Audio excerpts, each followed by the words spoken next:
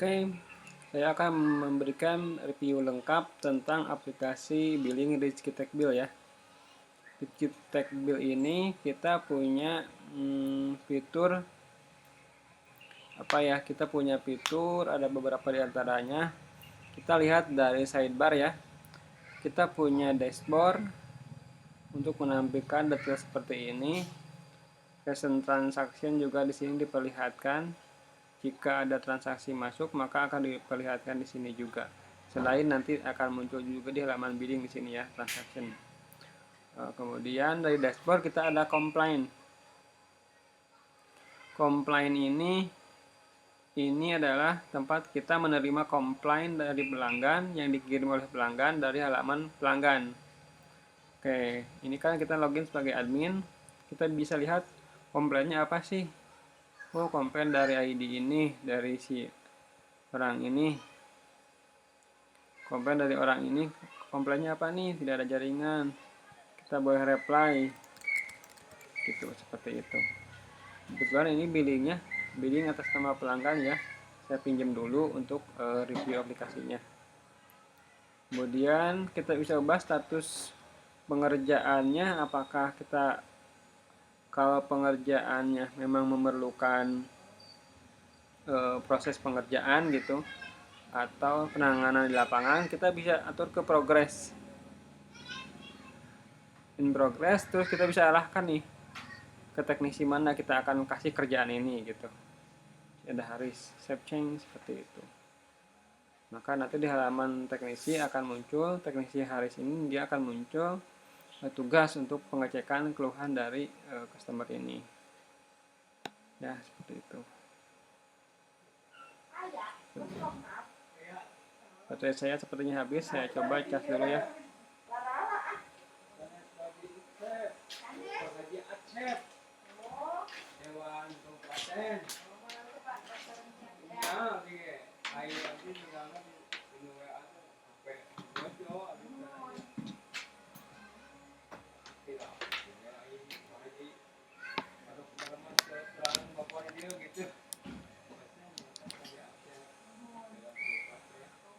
Oke, setelah lanjut kita ke bagian lain. Di sini kita ada billing ya. Jadi konsep utama dari aplikasi ini ada di bagian billing. Di bagian billing ini kita punya, saya reload dulu.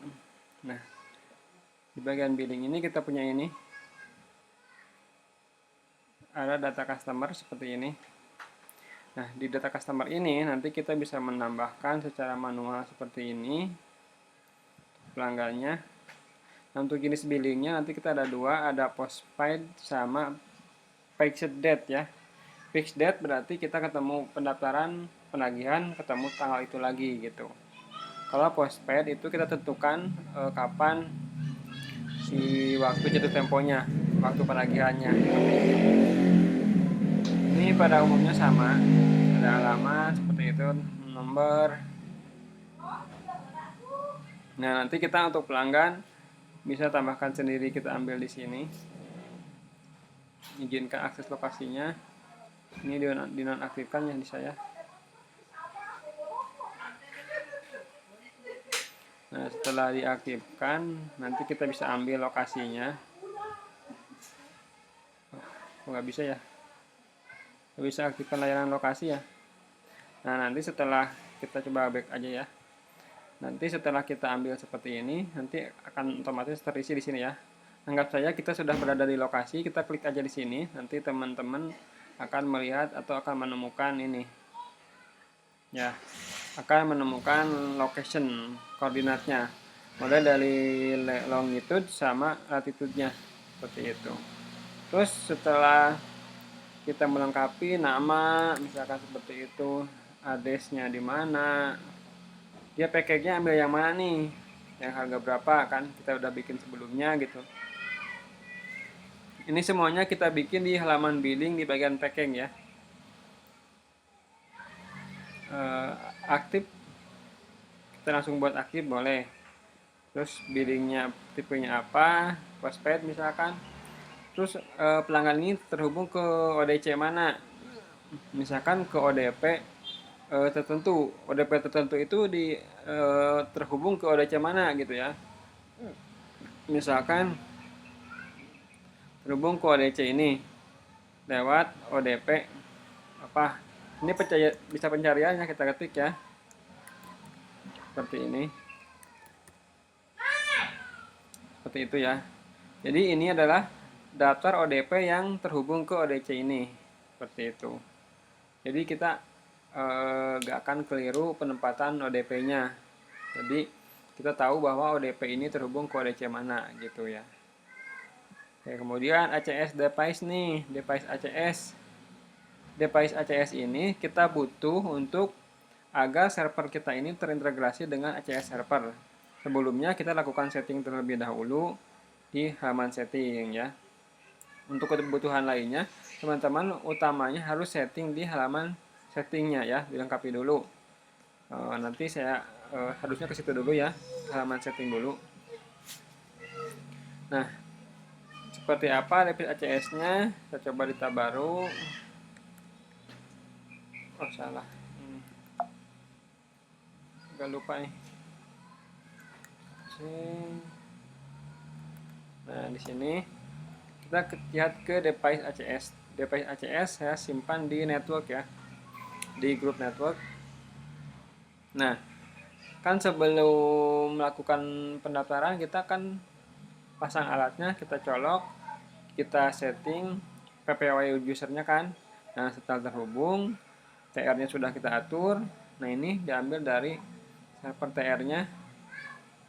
Misalnya seperti ini. Misalkan pelanggannya atas nama ini gitu ya. Nama siapa ini? Kok nggak ada? Nah, atas nama orang ini ya. Misalkan pelanggannya, ternyata pelanggan itu ini adalah ID-nya. Kita copy, kemudian kita masukkan ke halaman pelanggannya di sini, seperti itu cara menambahkan ACS device ID-nya. Oke, kita anggap sudah.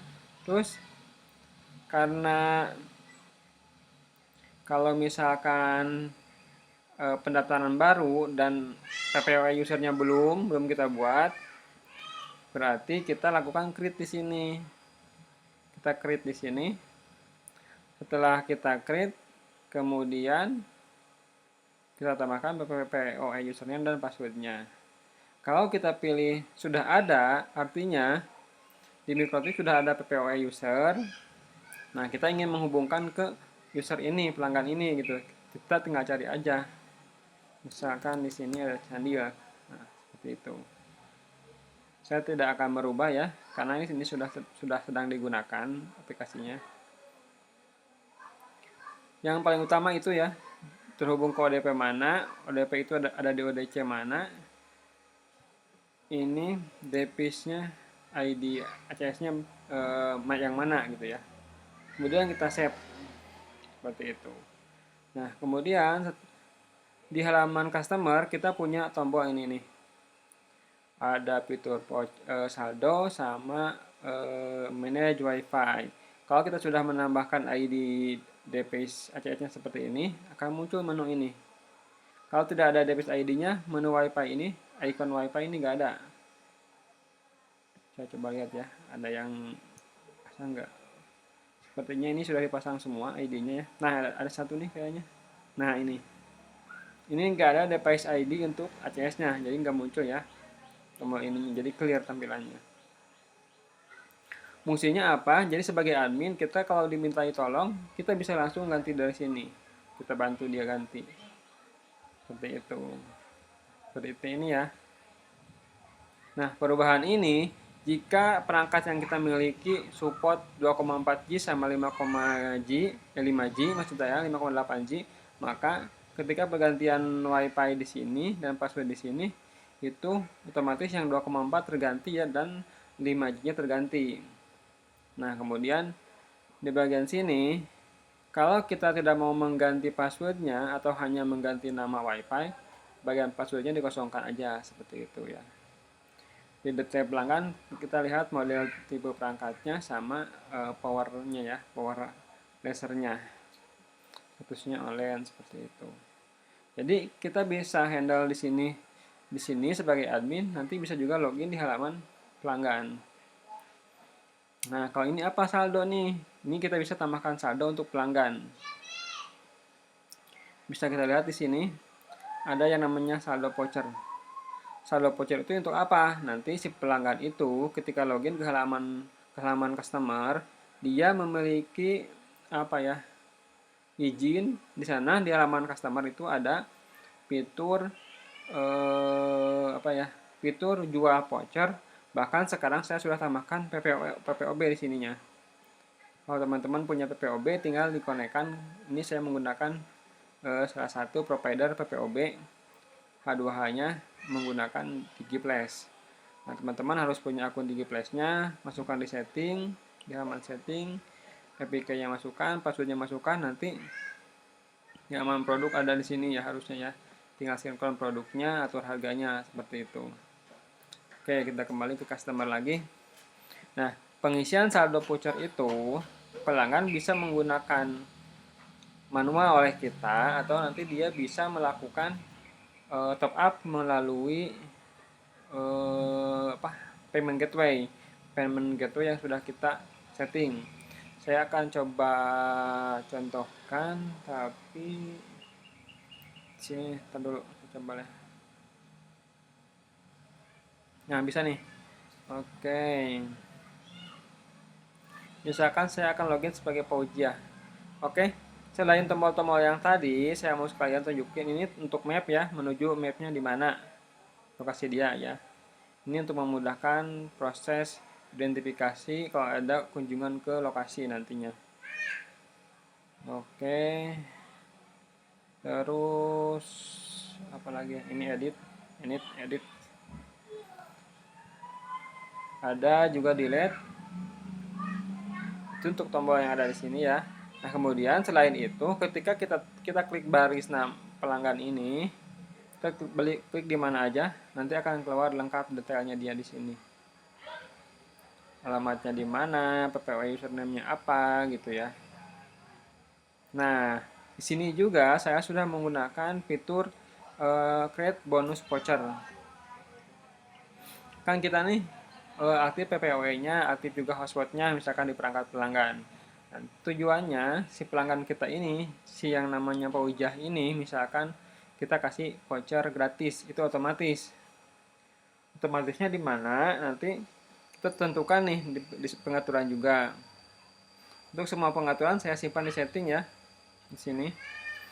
Nah, di billing kita memiliki yang namanya ini apply bonus to package. Jadi kita memberikan apresiasi itu kepada pelanggan yang punya paket apa gitu ya. Jadi lebih enak.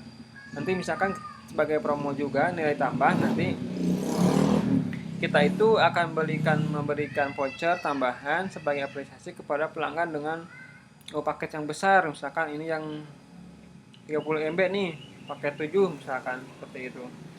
Maka nanti pelanggan akan otomatis mendapatkan voucher. Nah, kalau tidak otomatis, pelanggannya sudah ada sebelum fitur ini ada gitu. Jadi di halaman tadi, di halaman customer, kita klik di customernya, kita klik create bonus voucher. Nanti di halaman kita akan muncul di sini. Kalau sudah di create, nanti muncul bonus vouchernya apa, voucher hotspotnya apa. Terus kalau sudah kita create, nanti di halaman pelanggan muncul juga bahwa ini loh voucher bonusnya.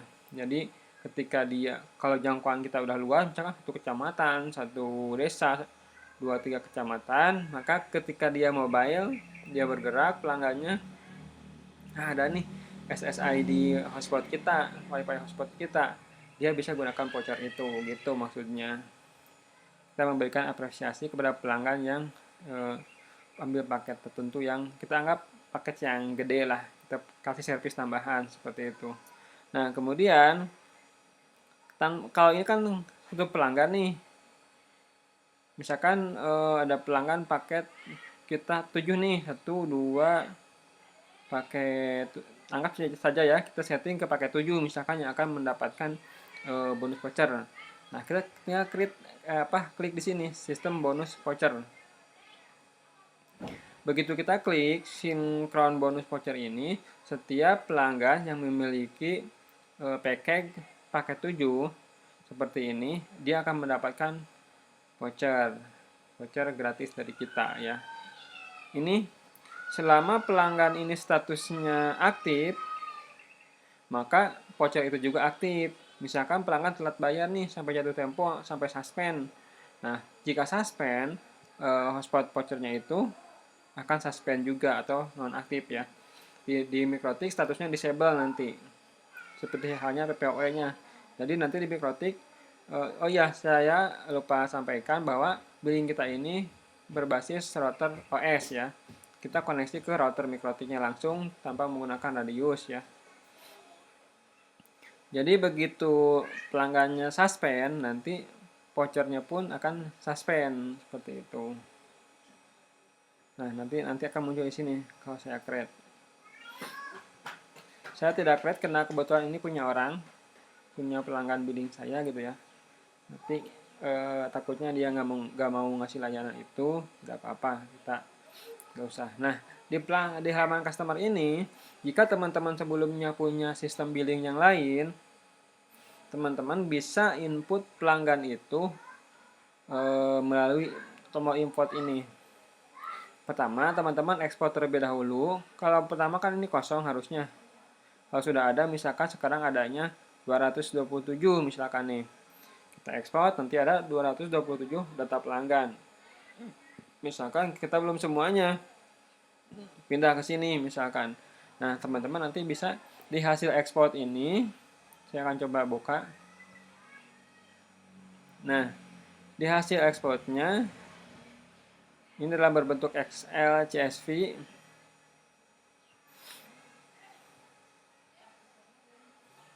Kita akan lihat data pelanggannya. Nah, seperti ini.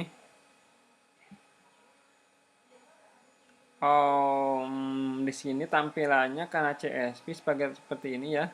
Kalau di Office yang baru ini harusnya nggak gini. Dia punya tabel seperti biasa. Dia bentuknya tabel ini harusnya. Jadi nggak berbentuk CSV seperti ini. CSV-nya itu. Oke, nanti kita perbaiki aja, atau teman-teman bisa edit di Word yang terbaru ya. Kebetulan ini Word saya Word yang lama. Oke, nanti teman-teman edit di sini.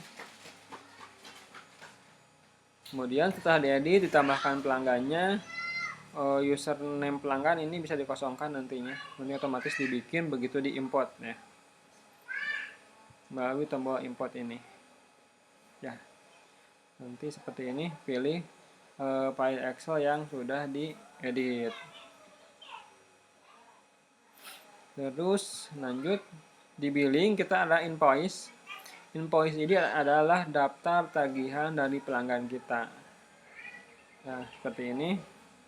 Kita punya ya untuk sidebar, ketika klik ke halaman nanti dia akan mengecut ya. Otomatis saya buat seperti itu. Nanti di halaman invoice itu akan ditampilkan ini invoice-nya, tanggal jatuh temponya,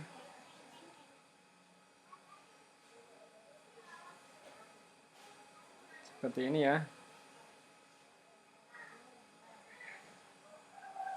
Oh, ternyata dia mengatur jatuh tempo ke tanggal 2 berarti ya. Seperti ini. Ini fixed date berarti ini. Oke, kemudian setelah itu kita bisa klik di nomor invoice-nya. Kita bisa tampilkan detailnya ini. Statusnya sudah dibayar atau belum, ini terlihat seperti ini. Periodenya dari tanggal berapa sampai tanggal berapa.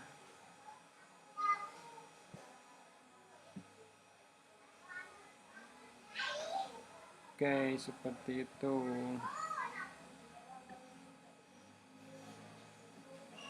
Sebentar saya lihat dulu.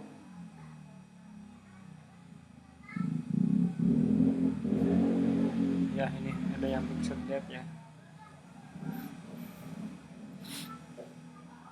Oke, lanjut ke tampilan invoice-nya ya. Teman-teman bisa search, bisa rasakan nama, bisa ketik di sini, atau rasakan statusnya unpaid, overdue, sama overdue itu dia yang udah over ke due date ya, dia sudah lewat jatuh tempo. Dia sudah lewat jatuh tempo tapi dia belum bayar, seperti itu. Kemudian teman-teman bisa filter berdasarkan tahunnya di sini. Seperti itu.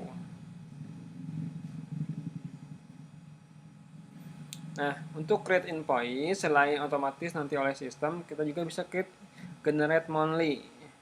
Generate monthly ini jadi otomatis di generate bulan untuk tagihan bulan ini untuk seluruh pelanggan. Nah, kalau add invoice ini, kita add invoice untuk nama tertentu,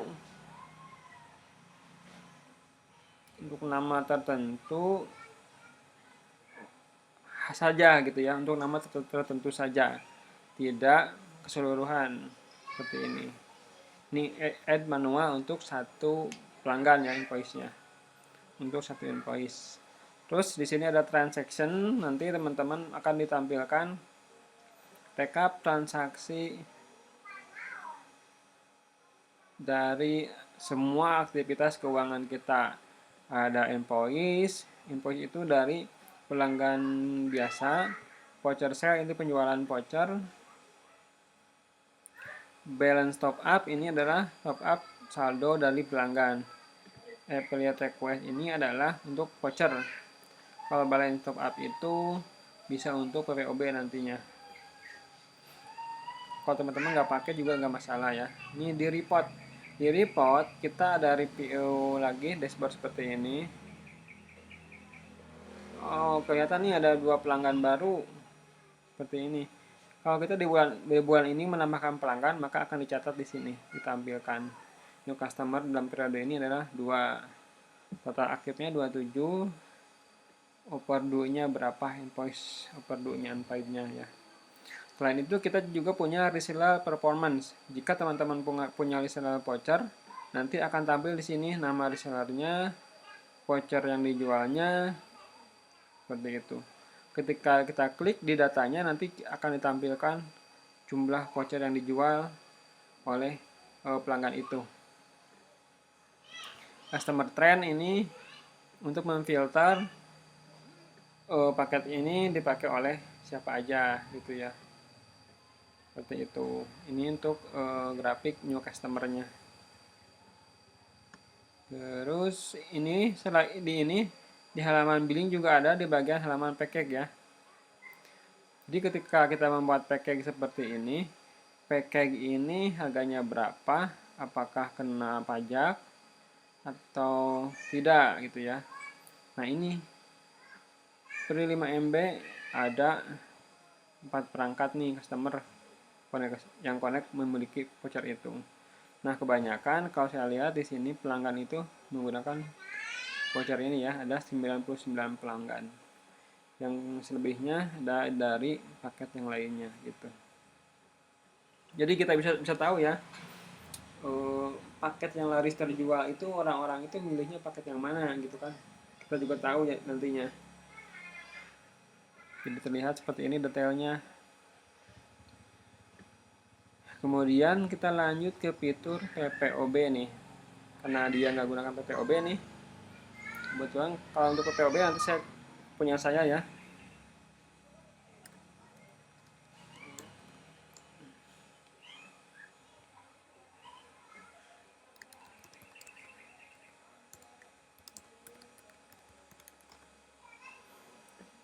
Ini di bagian PPOB seperti ini. Saya refresh dulu. Nah, di PPOB ada namanya produk seperti ini. Ini saldo kita ke DigiFlash-nya ada berapa. Ini daftar produk prabayarnya, ini daftar pasca bayarnya. Kita klik tombol sinkron untuk mengambil daftar produknya. Terus saya sudah tambahkan ini form untuk markup harga, misalkan Rp250 terapkan. Jika diterapkan berarti dari harga modal ini akan memiliki harga jual yang ditambahkan harga markup ini gitu ya.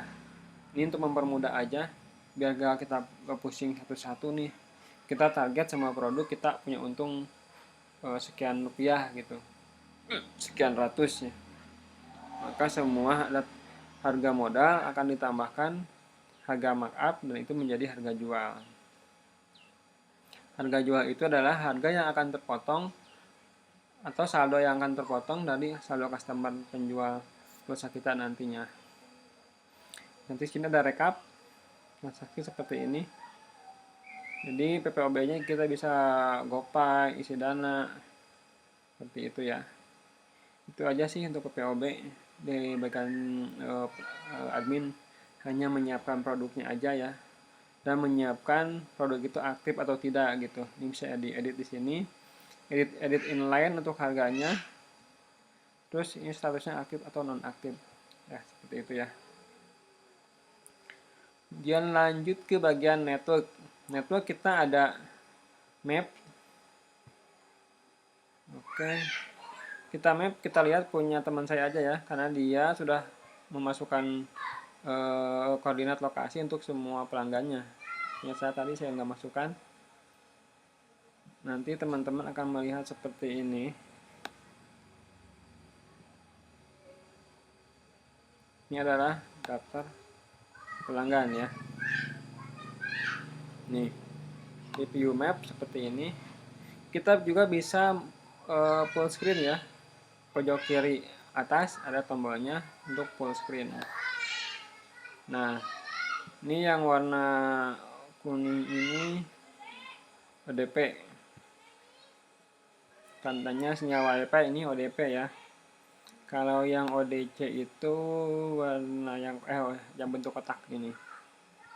Ini ODC.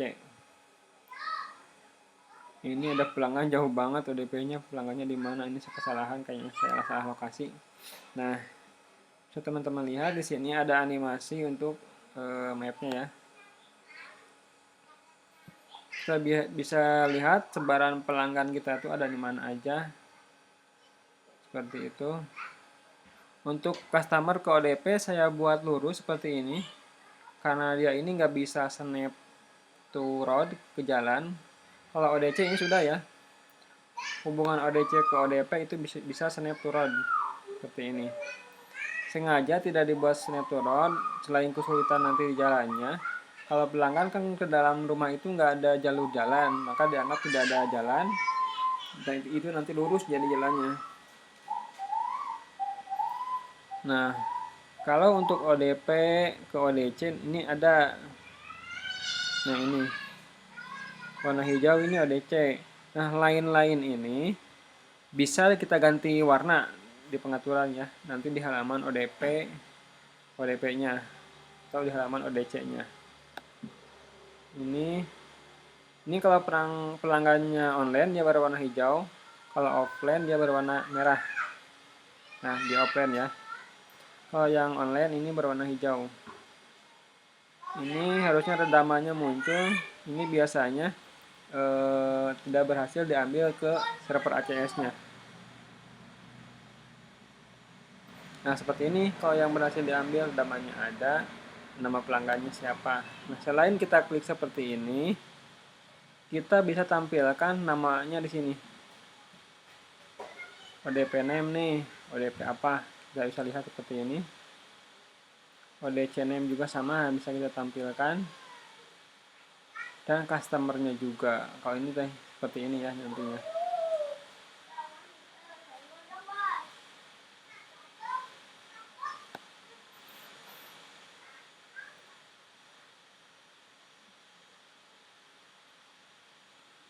Kebayang seperti ini, kayaknya cocok nih untuk implementasi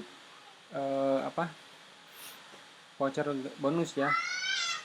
Mungkin nanti teman-teman pelanggannya dari sini main ke kampung sebelah ke sini misalkan, nanti bisa tetap dapat internet nih. Wah, enak nih kalau berlangganan ke internet sini, kita bisa connect di mana aja, istilahnya seperti itu nantinya. Jadi nyaman pelanggannya. Jadi nggak ngerasa rugi, padahal pergi cuman ke daerah kita juga, masih di daerah kita, sekitaran kita, kan suka ada keluhan nih, oh percuma kita pasang internet, orang mau keluar itu tetap aja harus beli kuota gitu. Nah, kita bantu dengan adanya voucher gratis itu. Ini view-nya bisa hybrid, bisa road ya, street.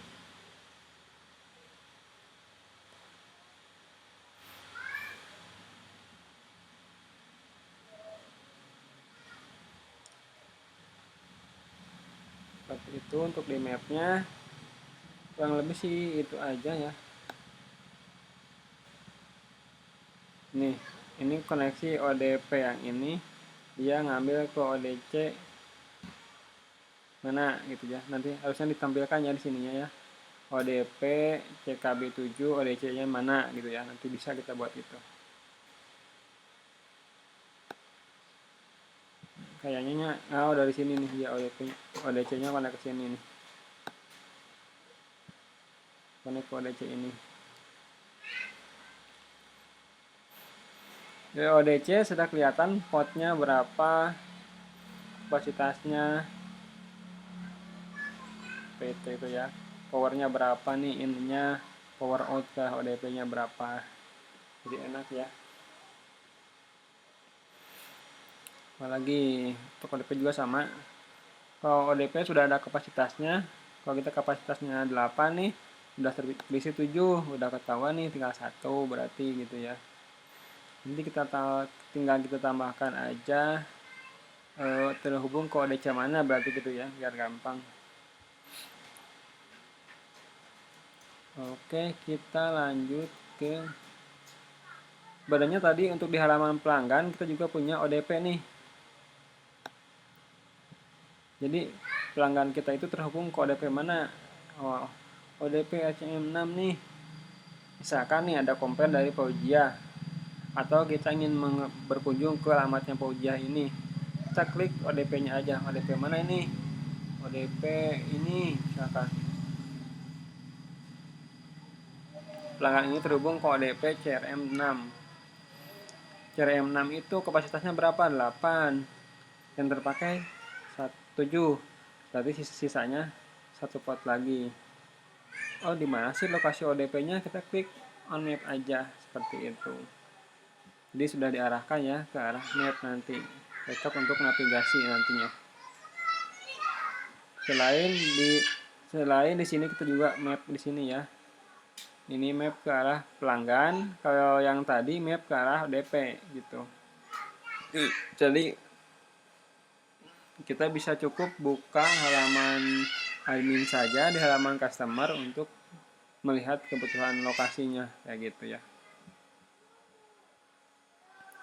Oke, network itu kita punya ODC juga. Ini untuk manajemennya ya. Kita tambahkan ODC-nya seperti ini. Nama ODC-nya apa? ODC-nya terhubung ke ODC lain nggak gitu kan? Kalau langsung ke server bisa, berarti ini ODC dengan nama server bisa seperti itu.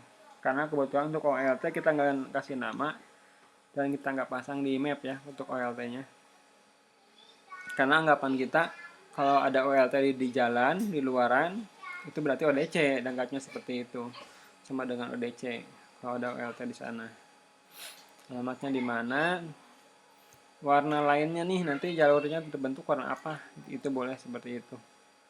Kapasitasnya berapa nih ODC-nya? Di sini power in-nya berapa, power out-nya berapa, sama alamatnya di mana gitu ya. Oke, itu aja sih. Ini untuk nambahin ODC ya. Nanti kita kelihatan ODC kapasitasnya 16. Kapasitasnya 16, terisi 11. Ada sisa sekian. Kalau yang hijau itu berarti masih ada slot kosong. Kalau yang sudah terisi nanti slot-slotnya berwarna merah. Kalau yang berwarna kuning ini sudah ada udah penuh nih atau sisa sedikit lagi. Begitu juga ODP sama ya. Ini bagian ODP, seperti halnya ODC. Kita bisa hubungkan ODP ini, pairnya ODP mana atau ODC mana. Seperti itu ya.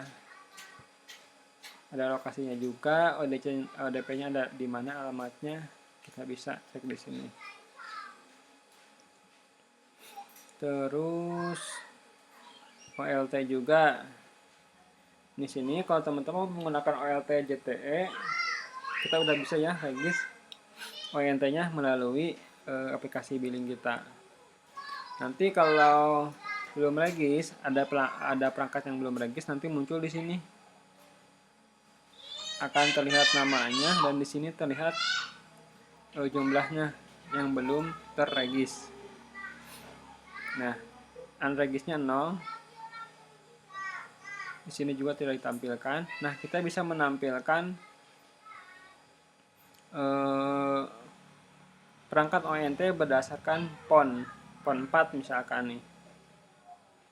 Kita bisa tampilkan itu kalau sebelumnya kita sudah mensinkronkan, otomatis akan disimpan. Kalau sinkron data itu berarti kita akan mengambil data ya. Misalkan ada perangkat baru nih, baru diregis, otomatis kan di sini belum ada nantinya. Nah, kita lakukan sinkron data seperti itu. Sama di bagian tabel ini kalau kita klik, dia membuka akordeon seperti ini.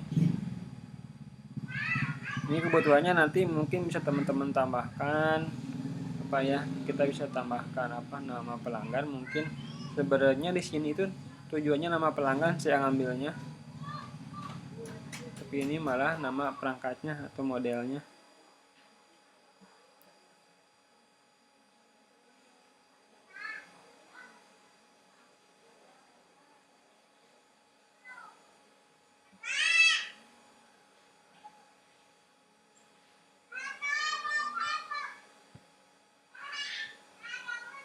Nah, kita bisa ambil RX seperti ini ya. Kita begitu membuka itu akan mendapatkan data terbaru dari perangkat ini. Kalau data terbaru tidak diambil, kita bisa gunakan tombol detail seperti ini. Nah, ini untuk menampilkan semua perangkat yang terhubung di port OLT kita ya. Pokoknya itu ya, sudah. Traffic monitor, kita bisa traffic interface yang ada di MikroTik kita. Bisa interface yang PPOE, bisa juga interface misalkan di sini. Kita bisa lihat traffic yang ada di interface itu. Sepertinya tidak ada ini. R1 misalkan. Ada nggak R1? Mana nih? R1 nggak ada ya. Dia uplink-nya ini. Dia uplink-nya pakai R1 ISP. Nah, kita lihat nih di sini traffic-nya. Biru itu untuk download dan upload berwarna merah ini. Ya, kita bisa pantau seperti itu untuk sebagai admin. Nanti di halaman pelanggan juga ada traffic monitor per pelanggannya atas nama dia gitu. Terus ada lagi traffic QU.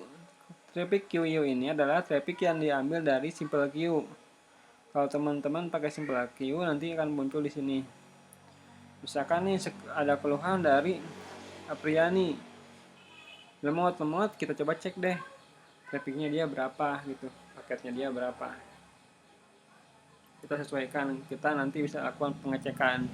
Meskipun traffic QU ini ditampilkan di halaman pelanggan. Jadi pelanggan bisa lihat sendiri status penggunaan internetnya. Kita akan coba lihat ada yang lebih gede enggak.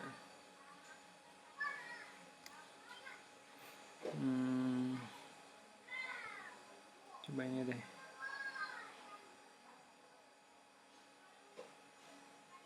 Nah, halaman-halaman ini kita bisa full screen. Kenapa kita butuh full screen? Karena biar leluasa aja ya. Jadi enak. Seperti ini kita lihatnya. Nah, 6 MB. ADPBR, nanti kita coba login ke halaman pelanggan ya. Ini device ACS tadi udah ya. Device ACS kita bisa refresh data. Refresh data itu hanya mengambil datanya, misalkan data nama WiFi, phone-nya terhubung. Di sini ditampilkan ya jumlah klien terhubung ke perangkat ini berapa. Ini sebagian ada yang bisa, ada yang enggak ya, tergantung dari perangkatnya juga. Tapi sebagian besar ini sudah bisa diambil data pelanggan connected-nya.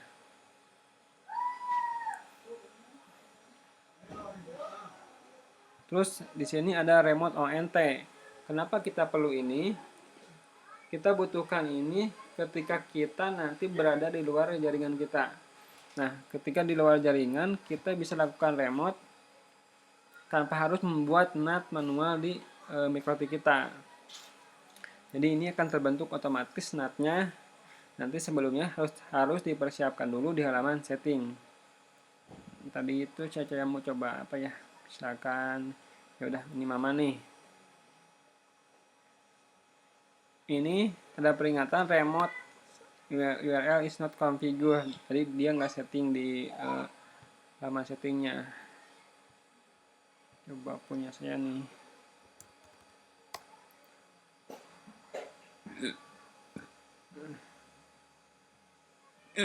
Kita coba dicek di sini. Kalau ini ada nih. Nah, di fungsi remote ONT itu seperti ini. Misalkan kita mau remote perangkat ini, perangkatnya PT0 Layla, IP-nya dia berapa? Ini IP-nya. Ini otomatis akan dibuat forwardnya secara dinamik. NAT forwardingnya dibuat secara dinamik oleh aplikasi kita. Jadi tinggal kita klik seperti ini. Nah itu karena ada beberapa perangkat ya biasanya yang harus yang selalu ketika di forward itu malah menuju ke portnya perangkatnya dia ya, harusnya ke port forward kita. Nah mungkin ini kita nggak bisa, kita coba perangkat yang lain. Harusnya sih ini bisa, harusnya dia.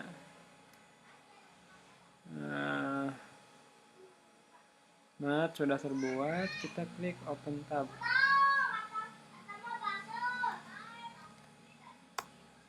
Nah seperti itu nantinya ya. Jadi kadang kita perlu mereload ya. Ini adalah perangkat pelanggan. Jadi kita nggak perlu masuk dulu ke MikroTik, terus kita setting NAT, IP pelanggannya berapa, seperti itu, portnya berapa, jadi ribet ya. Kita lakukan setting di sini. Nah di bagian MikroTik sudah kita setting NAT forwardingnya dinamik, portnya berapa, port tujuannya berapa. Perangkat kan ONT biasanya port 80, terus port kita berapa, IP-nya ikut ini, IP-nya berapa nih, atau hostnya, host remote kita berapa. Ini bisa pakai IP public, bisa juga pakai VPN. Ini saya pakai VPN punya saya. Jadi kita tinggal masukkan port tujuannya berapa, jadi seperti ini nanti nulisnya, maksudnya. Terus port tujuan di perangkat berapa, 80. Enable NAT rule-nya di checklist, nanti otomatis dibentuk seperti itu. Jadi NAT-nya otomatis ya. Oke, kita lanjut ke bagian PPOE. Di PPOE kita bisa melihat PPOE yang aktif seperti ini. Ini adalah list PPOE yang aktif ya. List PPOE yang aktif ini kita tidak butuh action apa-apa, tombol dan lainnya. Kita paling butuh ini, kick user. Kick user itu ibaratnya mendelete koneksi dari PPOE connection gitu ya. Mungkin untuk kebutuhan tertentu teman-teman misalkan delete connection, atau istilahnya saya menggunakan kick user untuk mengeluarkan user sementara, nanti otomatis kan ONT perangkat nanti reload kembali. Nah ini adalah user PPOE nya. Di user PPOE juga sebenarnya kita sudah tambahkan status dia itu online atau offline ya. Ada yang enable itu otomatis offline. Cuman kalau teman-teman menggunakan untuk autentikasi perangkatnya misalkan menggunakan radius, otomatis nanti kita bikin juga di perangkat kita untuk backup gitu misalnya kan. Nah, nanti statusnya si akun ini offline statusnya online nantinya, tapi statusnya disable.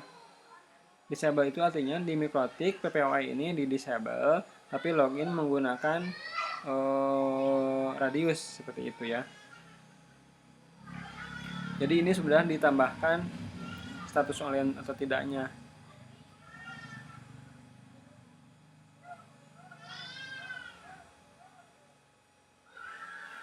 Ini kalau PPOI ini terhubung atau dilinkkan ke customer di billing tadi sebelumnya, maka akan muncul di sini linked customer tuh apa pelanggannya gitu.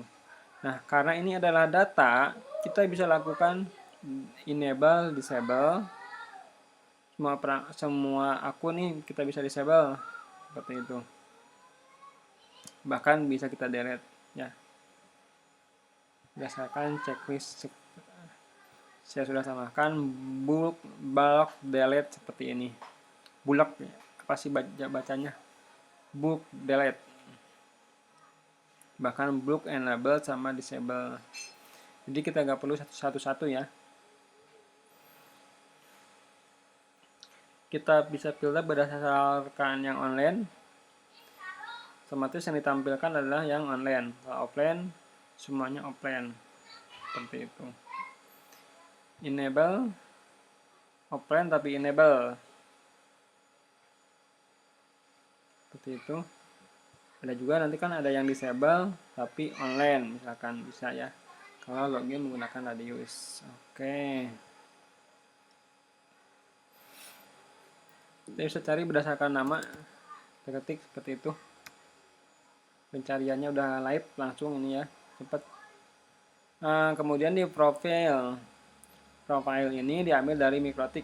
Kita tinggal add profile, bisa tambahkan, atau juga profil PPOI ini akan diambil ketika kita synchron user. Synchron with router artinya kita mengambil data pelanggan dari Mikrotik kita. Nah, saat ambil data pelanggan, maka akan diambil juga profile PPOI-nya seperti itu. Begitu juga dengan hotspot, kita ada voucher. Kalau voucher itu adalah akun hotspot yang kita generate dari aplikasi ini. Itu kita bedakan istilahnya menggunakan voucher. Jadi biar terpisah. Jadi kalau teman-teman create voucher hotspot di Mikrotik, itu tidak akan ditampilkan di list voucher ini, enggak. Tapi yang ditampilkan di sini adalah yang di-create oleh aplikasi. Seperti itu. Makanya nanti akan ada perbedaan jumlah voucher dan user. Di voucher di sini 0, di user mungkin nanti ada. Nah, seperti ini. Karena dia ini di-create manual sebelumnya dari Mikrotik atau aplikasi ini dihubungkan ke Mikrotiknya setelah Mikrotik memiliki user hotspot seperti itu ya. Oke, apalagi ini profilnya ya, kita bisa ambil dari database dan itu profilnya akan terambil ketika kita sinkron ke router. Itu adalah paling umum dari aplikasi kita. Terus ada user. Nah, user di sini adalah yang bisa login ke sini itu ada admin, ada teknisi sama reseller voucher. Selain dari customer, kalau customer kan nanti menggunakan ID pelanggan. Nah, kalau user biasa ini untuk reseller voucher menggunakan username nantinya. Nanti saya akan tunjukkan seperti apa user teknisi dan voucher. Kita sekarang login sebagai role admin ya. Nah, ada di WhatsApp kita punya general broadcast ini template-nya sudah ada. Kebetulan ini nggak diisi, ini di halaman setting ada. Sini kita punya template WhatsApp. Ini untuk yang otomatis ya, yang otomatis. untuk create invoice, due date, reminder ini ada di sini. Nah, ini untuk period top up. Jika pelanggan top up saldo untuk jual voucher atau PPOB, nanti kita bisa isi pesannya di sini ya. Motifnya mau seperti apa. Nah, kalau yang ini yang general, ini kita broadcast pesan biasa pada umumnya gitu ya. Nah, kalau ini untuk ketika ada kendala misalkan, jadi kita buat seperti itu. Kenapa kita buat template ini? Biar kita nggak terus-terusan mengetik. Misalkan ada gangguan nih di site mana, di ODP mana, kita harus ketik lagi. Kalau kita sudah punya template-nya, nanti kita tinggal ubah dikit-dikit seperti itu. Ini kebetulan belum disetting, belum dibuat ya. Nanti kita bisa buat sendiri. Ini untuk WA keluhan. Yang lainnya sih untuk WhatsApp. Kita kembali ke halaman WhatsApp ya. Nah, misalkan kita mau general broadcast nih. General itu adalah broadcast yang biasa lah, yang umum gitu, nggak ada sangkut paut sama gangguan dan sebagainya. Nah, kemudian pesannya ini kosong karena di setting tadi kosong. Harusnya ini ada kalau di setting kita isi ya. Jadi kan kalau kosong seperti ini kita harus ngetik lagi, bikin template-nya dulu ya, pesannya. Jadi capek nanti. Nah, kemudian kita bisa kirim ke mana nih? Apakah kita kirim ke semua customer kita? Apakah kita kirim ke customer aktif? Atau ke customer suspend? Misalkan kita mau kirim pesan info, kamu lanjut gak nih? Misalkan karena di suspend misalkan. Atau bahkan yang inaktif nih. Untuk yang inaktif kan pelanggan nanti kita setelah suspend lama, kita bisa nonaktifkan aja di halaman customernya. Terus kalau sudah kita inaktif nih, kita mau iseng-iseng nih, kita coba kirim WA, kita kasih penawaran, bilang aja kita ada promo nih untuk pembayaran bulan ini, cukup bayar bulan ini langsung aktif misalkan, untuk yang inaktif gitu. Nah, terus kita bisa kirim broadcast ke pelanggan tertentu yang ada di ODP tertentu. Misalkan kita terdeteksi ada gangguan di ODP 1 nih misalkan. Kita kirim aja broadcast-nya, berarti yang outtag, yang gangguan ini template gangguan outtag gitu. Terus nanti kan sudah ada nih format di sini gangguan harusnya. Kalau di halaman setting diisi terlebih dahulu. Kita tinggal kirim aja, nggak perlu ngetik-ngetik lagi gitu. Nanti di halaman history message akan ditampilkan pesan yang dikirimkan ya di sini. Di pesan yang dikirimkan bisa kita resend. Kalau gagal kita bisa resend lagi.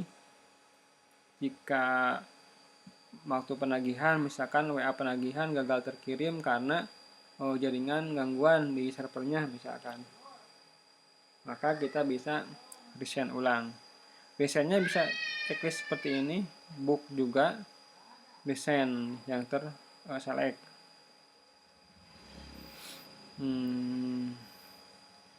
Ya, untuk kirim message, kita juga bisa kirim message WA itu untuk satu pelanggan. Gimana caranya? Di halaman customer, kita klik centang ini. Nah, ada send WA. Nah, ini WA ditujukan ke pelanggan yang kita checklist. Ini juga sudah ada placeholder-nya untuk memanggil nama pelanggannya dan customer ID-nya. Seperti itu ya. Jadi di halaman pelanggan kita bisa aktif dan suspend. Dan juga kirim WA. Oke. Selanjutnya apa ya? Kita coba login sebagai reseller voucher.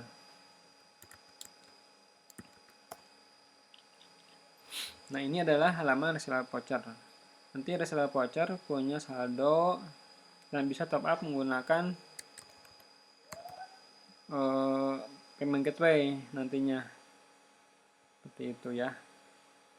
Terus nanti akan muncul voucher yang bisa dijual. Kalau di halaman admin kita men-settingnya yaitu dengan cara memberikan harga jual pada profil voucher tersebut.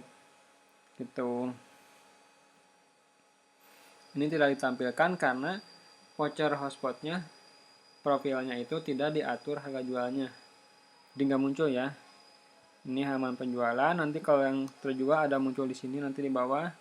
Kita cek di sini ya di halaman yang ini. Saya contohkan.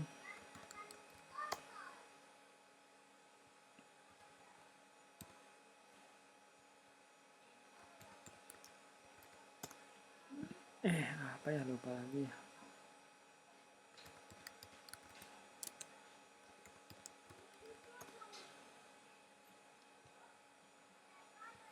Nah, saya lupa.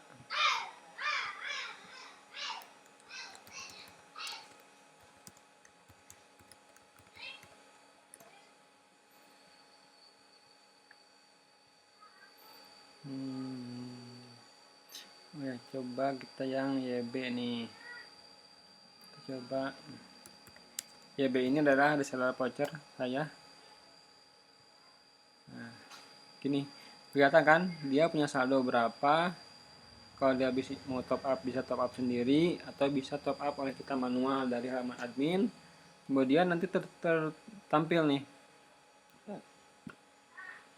voucher yang bisa dijual, yang 1 bulan, yang 1 hari gitu. Nanti akan terlihat voucher yang terjual. Kalau expire otomatis di kick ya.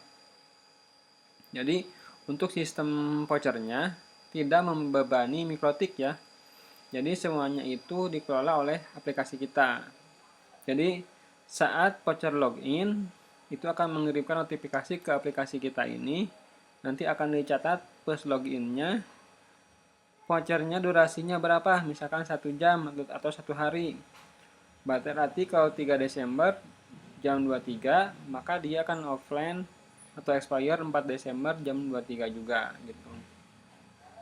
Jadi fungsinya nanti server kita ini akan menghitung voucher ini udah waktunya expire belum. Nah, kalau sudah waktunya expire, nanti server kita akan mengirimkan perintah mendisable vouchernya.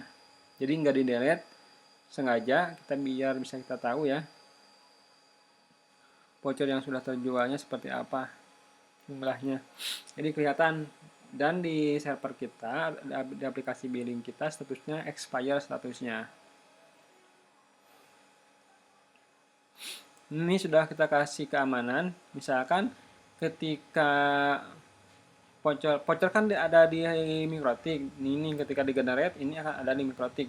Kemudian begitu pelanggan login, maka otomatis Mikrotik mengirim ke server billing kita di sini. Ketika di server billing ini koneksi ke Mikrotik ternyata ada gangguan, otomatis kan voucher login tapi status pas login di sini nggak diterima nih sama server kita. Misalkan 1 jam kemudian baru lancar, maka ketika voucher itu login itu akan dicatat sebagai pas loginnya gitu. Oh, gimana kalau misalkan voucher yang 1 jam, harusnya sudah 30 menit, tapi karena ada gangguan koneksi dalam 0 sampai 30 menit, maka itu akan menunggu waktu koneksi Mikrotik dengan server baik.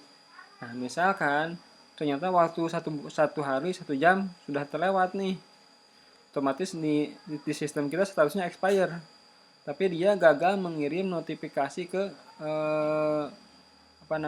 ke Mikrotik, gagal mendisable vouchernya. Nah, kalau ada voucher berstatus expire, tapi di Mikrotik dia melakukan request, tiba-tiba login, itu akan login terlebih dahulu, vouchernya bisa digunakan, kemudian nanti server kita ini akan menendangnya dan menjadikannya menjadi disable atau expire. Jadi aman ya. Ini untuk historinya.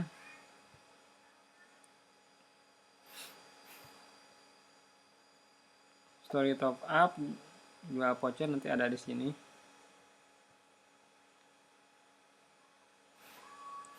Ini di halaman voucher. Sepertinya sudah cukup detail ya.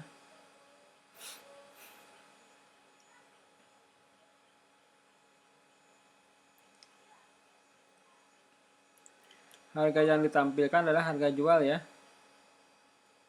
Kemudian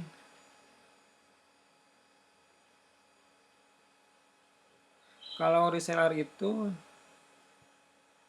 nah di sini sudah ada catatan sisa saldo, labanya dia berapa selama penjualan itu, total penjualannya berapa.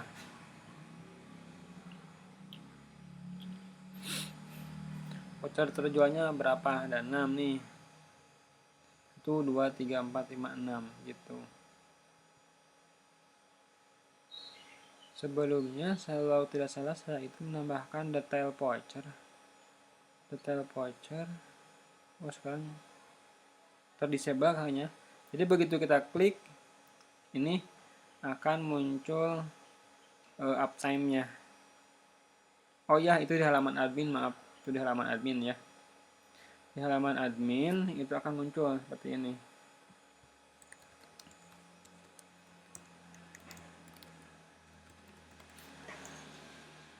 Di halaman admin, di voucher yang di-generate oleh customer itu kita bisa klik. Nah, akan ditampilkan durasinya. Uptime-nya berapa lama gitu. Seperti itu ya. Nah, saya ingin juga menampilkan ini nih. Di billing, transaction, atau report. Di report ini kan ada reseller performance nih, ada reseller voucher nih, ada 3 nih yang transaksi. Kita bisa klik dan kita bisa tampilkan juga rincian voucher yang terjualnya, profitnya dia berapa nih, keuntungan dia, fee-nya berapa, 1.000, 2.000 gitu. Dia jual harga 20, keuntungannya 2.000, 25.000, profitnya 1.000. Jadi kita bisa lihat ya, profit pelanggan dalam periode bulan ini udah dapat bonus berapa nih, atau keuntungan berapa gitu ya. Kalau dia menjual sesuai dengan harga yang kita kasih. Kalau dia jual harganya lebih ya lebih lagi keuntungannya, cuman tidak dicatat ya. Yang dicatat di sini asumsinya harga modal mengurangi saldo. Harga jual itu dianggap labanya, harga jual dikurangi harga modalnya itu menjadi labanya, dihitung seperti ini ya. Kenapa kita perlu ini? Soalnya ketika reseller menjual voucher, tiba-tiba reseller itu kehilangan akses ke aplikasi misalkan, atau kondisi tertentu, kemudian dia komplain nih, saya mau lihat voucher yang saya jual, tolong dong gitu misalkan. Nah, kita bisa tampilkan ini yang dia jual gitu. Terus itu kalau dia nggak ada koneksi ya, maksudnya membantu itu. Oke, apalagi kita lihat ke halaman teknisi ya. Teknisi itu apa, saya lupa ya. Nah, ini teknisi nih. Nah, kalau ada pendaftaran pelanggan baru, ini akan muncul di sini di halaman teknisi di bagian My Tax. Dia punya tax yang harus dikerjakan. Pelanggan baru nih di mana nih? Klik. Langkah yang dikerjakannya apa aja nih? Ayo kita mulai kerja. Ini misalnya start work. Kalau start work nanti progresnya ini berubah menjadi in progress nanti di halaman pelanggannya. Jadi begitu pelanggan daftar, dia akan masuk ke database kita dengan status inaktif.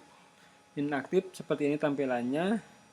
Kalau teknisi mulai memasang dengan menekan mulai kerja, start work, kemudian berubah menjadi in progress. Nah, dalam progresnya teknisi harus menceklis ini. Cek sinyal ODP udah belum? Tarik kabel kolokasi pelanggan gimana, aman nggak? Udah belum? Jadi pertama cek dulu sinyal ODP-nya, powernya maksudnya, power di ODP berapa. Setelah cek for ODP, tarik kabel ke pelanggan, instalasi ONT-nya di rumah pelanggan, konfigurasi nama WiFi udah belum? Udah. Tes speed test, terus edukasi ke pelanggan deh tentang cara pembayar dan sebagainya, selesai. Kemudian kita otomatis kalau udah selesai nanti di sini ada komplit ya. Ini berubah kalau kita klik. Kemudian di halaman teknisi itu kita bisa melihat daftar customer kita. Kenapa sih kita butuh ini? Ini ditampilkan tapi tanpa fungsi delete ya. Edit, kita diperbolehkan edit di sini. Jadi ketika ada permintaan, tolong dong gantiin password WiFi saya, teknisi bisa di sini dia ganti sendiri seperti itu. Terus jika ada kebutuhan tertentu menuju rumah pelanggan, si teknisi juga bisa ambil map di sini, lokasi. Seperti itu ya. Terus apa lagi? Itu sih untuk teknisi di bagian pelanggan. Terus ODP list, pelanggan juga bisa melihat ODP yang ada di jaringan kita. Nah, kalau ODP 1 nih, kita kan mau cek nih ada siapa aja, akan muncul di sana. ODP 1 terhubung ke mana gitu. ODP 2 terhubung ke mana, ke siapa aja. Jadi nama pelanggan yang terhubung ke ODP kita akan terlihat di sini. Seperti itu. Lokasi ODP-nya kita bisa klik juga. Jadi selain admin, di halaman teknisi juga ada ya lokasi koordinatnya dan juga bisa menampilkan kapasitas pot. Cuman di sini tidak kita tampilkan ya sisa potnya berapa. Enggak ditampilkan ya, tapi kita bisa hitung kan, ini kapasitasnya 8 nih. Terus pelanggan yang terhubung ke ODP itu ada 2 nih. Berarti sisa 6 kan gitu ya. Jadi manual, berarti di sini saya belum tambahkan. Oke, ada ODC list juga. Nanti customer bisa menambahkan ODC. Melihat ODC maksudnya. Terus di ODC ini ada berapa ODP yang terhubung nih. Misalkan ada ODP ini, lokasinya di mana gitu. Seperti itu. Di ODC koordinatnya belum menggunakan tombol menuju ya, jadi nanti manual copy lokasi nantinya. Seperti itu.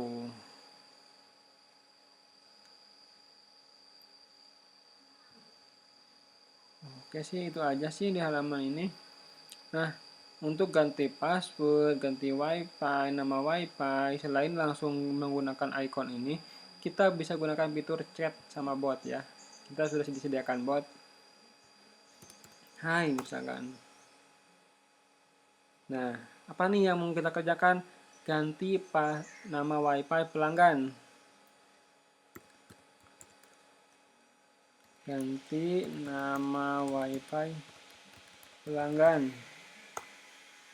Nanti kita diminta memasukkan ID pelanggannya. Seperti itu. ID pelanggannya berapa nih? Nah, ini yang diketikkan. Kita copy, kita paste di sini. Tapi jangan, karena nanti berubah ya. Seperti itu, nanti bisa lewati bot. Di halaman admin, bot ini ditampilkan, di halaman teknisi ditampilkan, di halaman pelanggan juga ditampilkan. Jadi, penggantian sandi itu bisa menggunakan tombol, bot, sama WhatsApp. Kita punya 3 fitur itu. Jadi, pelanggan bisa mengirim pesan ke WhatsApp dengan bahasa yang natural. Saya mau ganti WiFi, ganti nama WiFi misalnya. Nanti bot akan membalas. Di WA juga sama seperti itu. Oke. Itu teknisi. Sekarang kita ke customer deh. Customer di sini customer.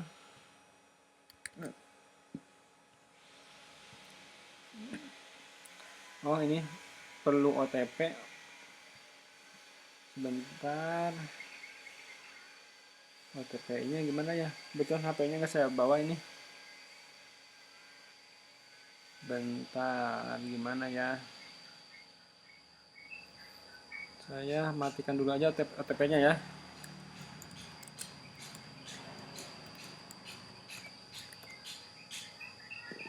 OTP bisa kita matikan di halaman pengaturan ya, di sini. Dan save. Kita keluar lagi, kita login sebagai pelanggan.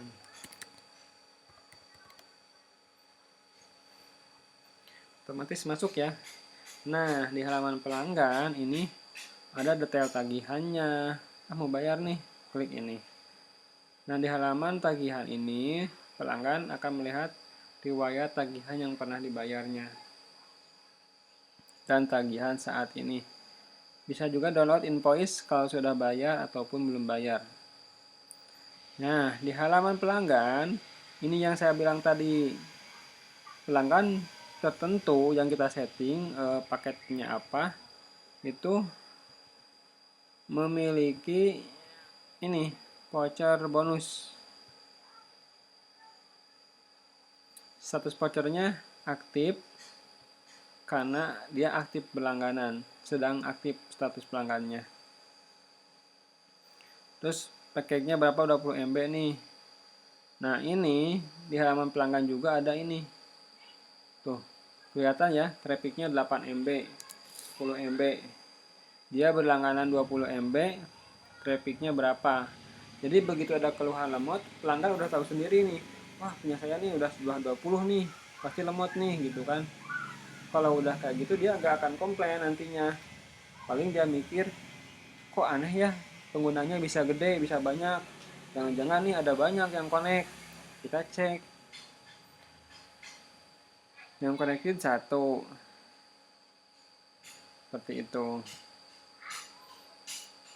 Kalau misalkan ini datanya agak lama, pelanggan bisa refresh datanya untuk memperbaharui daftar connectednya. Jadi di halaman pelanggan itu sudah disertakan merefresh data data wifi-nya. Ini prosesnya di aplikasi kita, backend menghubungi ACS server menghubungi alat pelanggan. Setelah alat pelanggan memberikan status, kemudian ACS server diminta memberikan status terbarunya, dan server kita backend memberikan tampilan ke tampilan ini. Seperti itu. Kalau koneksinya aman ke arah perangkat, biasanya nih tidak akan lama akan ditampilkan.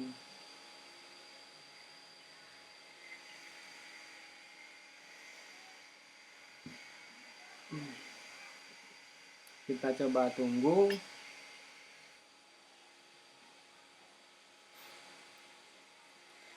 Bisa teman-teman lihat ya di sini penggunaan traffic. Nah, memperbarui data-data perangkat berarti ACS tuh yang terhubung itu 7. Kenapa terhubungnya 7 tapi di sini 1? Karena kebetulan ini ONT yang di rumah yang dipakai buat tes ya. Kenapa ada 7? 7 itu terhubung di SSID yang lain. Jadi kan perangkat ini ada SSID 2,4 sama 2,5. Nah, 2,4 itu untuk pelanggan saya yang indeks 1. Untuk yang 5G-nya di indeks 5.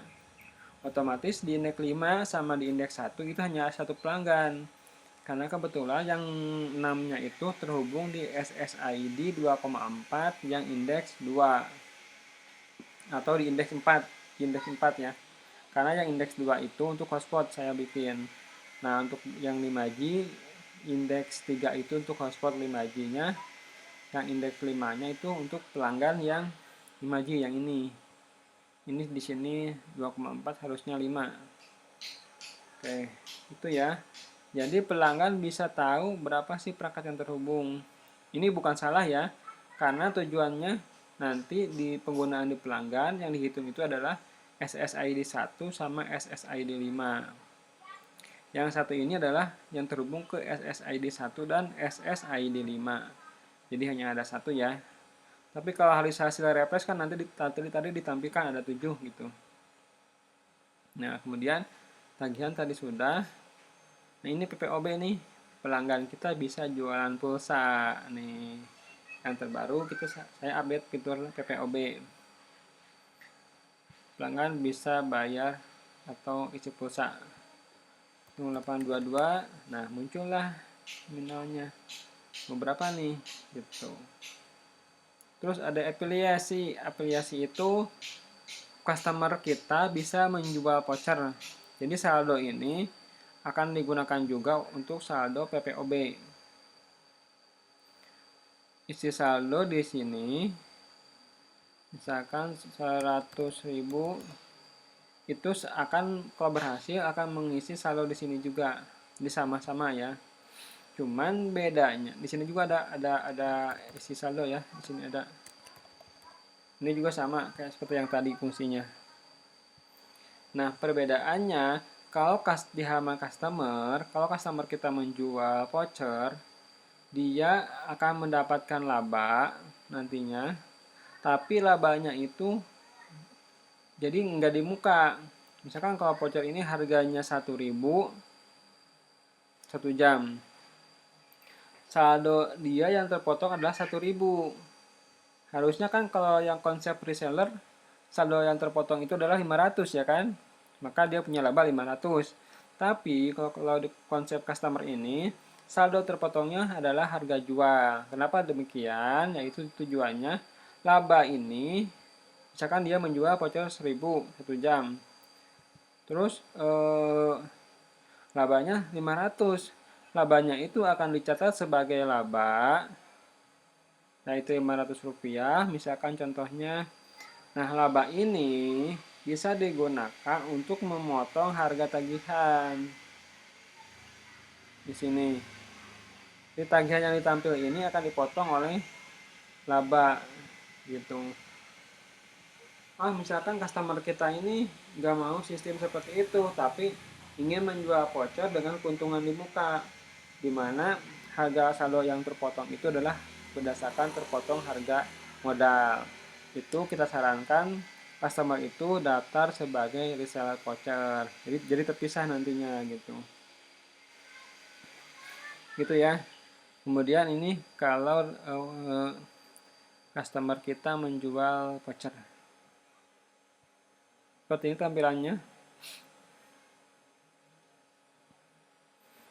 Bisa teman-teman lihat, harga jual vouchernya 1.000, saldo terpotongnya 1.000 juga. Jadi dia nggak dapat untung dari pelanggan, tapi dia dapat bonus atau laba Rp500. Di sini sudah dijelaskan juga di sini ya.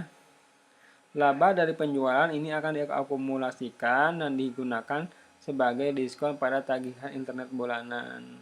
Gitu. Itu sih fiturnya, tujuannya kayak gitu. Nah, ini halaman bantuan. Kita klik komplain di sini. Komplainnya ada apa nih?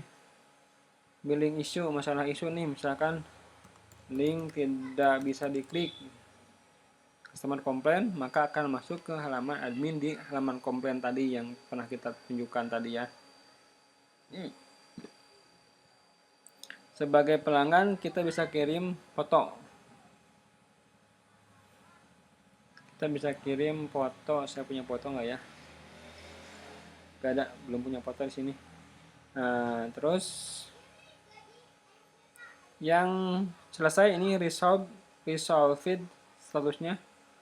Resolved atau solvingnya sudah selesai, jadi solved, sudah teratasi gitu ya kendalanya. Kalau yang ini statusnya pending, ini belum ditinjau oleh admin atau teknisi. Nah, inilah komplain ini yang bisa ditugaskan oleh admin ke teknisi nantinya. Kalau teknisi menerima penugasan itu, nanti teknisi akan menerima WA.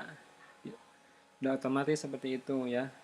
Jadi teknisi tidak harus selalu membuka halamannya, tapi ketika mendapatkan perintah dari admin, dia bisa login ke halaman teknisi dan melihat apa sih keluhannya di mana. Nah, tadi kan sudah ada di halaman teknisi ya, alamat lokasi pelanggannya, alamatnya di mana, mapnya seperti apa. Nah, di sini adalah halaman profil pelanggan. Pelanggan, jika ada perubahan nomor HP, dia bisa melakukan perubahan sendiri. Nanti, dan lokasinya, dia bisa edit sendiri. Seperti ini. Nah, terus di halaman pelanggan juga, pelanggan bisa melakukan secara mandiri, upgrade, atau ganti paket. Nah, di dalam sistem yang digunakan sekarang ini ada 3 paket langganan.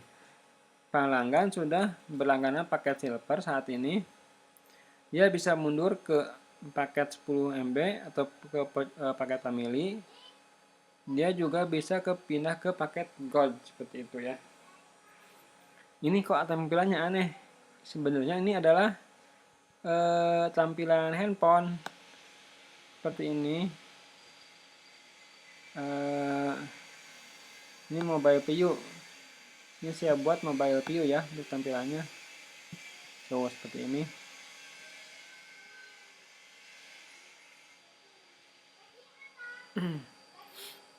Jadi tampilannya mobile seperti ini. Beranda seperti ini, mobile.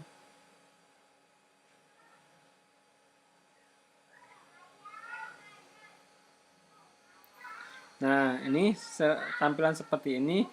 Saya juga sudah siapkan aplikasi Android-nya, cuman belum ditambahkan fitur PPOB sama afiliasi ya. Untuk Android-nya aplikasi lama, karena sebagian pelanggan itu dia nggak mau install aplikasi. Jadi dia lebih memilih login ke halaman web gitu. Ada yang seperti itu. Nah, seperti itu ya. Mungkin itu saja ya sepertinya untuk aplikasi kita ini. Fiturnya apa ya?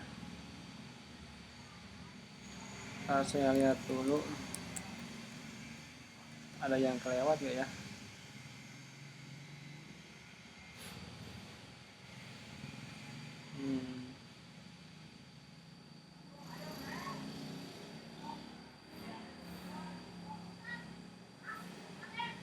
Sepertinya cukup sekian ya. Terima kasih.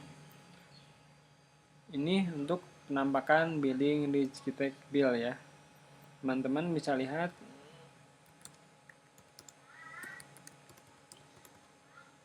Teman-teman bisa ambil. Apakah teman-teman ini mau ambil shortnya, mau beli shortnya, full short, bisa diedit. Atau hasil billnya aja nih, mau langsung pakai aja nih, nggak mau edit bisa. Atau mau sewa juga dengan cara menggunakan subdomain dari kami, bisa seperti itu. Itu ya, terima kasih.